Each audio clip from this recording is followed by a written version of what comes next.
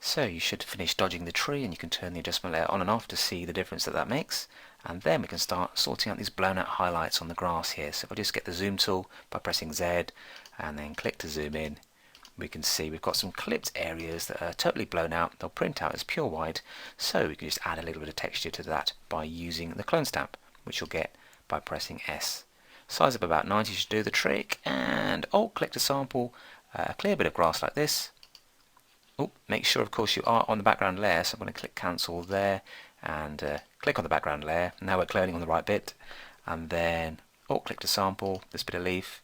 I'm just unticking aligned at the moment, and then I'll click and spray that leaf over a blown out white highlight like so.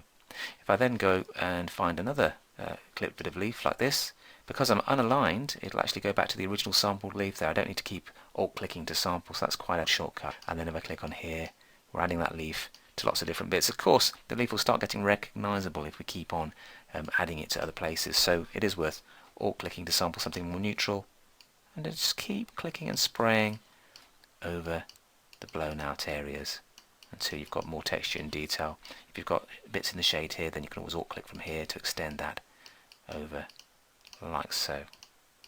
Okay, so that's a good way of just restoring some detail to these blown out highlights on the grass and to help bring back some texture to the overexposed areas. Okay, so now we've tackled these blown out areas and revealed detail in the shadows, we're now ready to tweak the colour. So to do that, let's add another adjustment layer.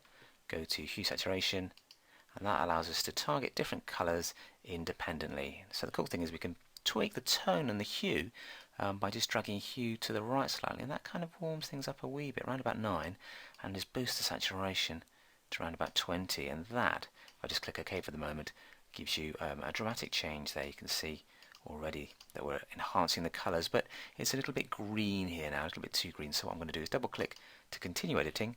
I'm going to go to the yellows, because there's actually more yellow in there than green, believe it or not, and take saturation down to around about -50, and that's just taking the edge off these oversaturated yellows or greens.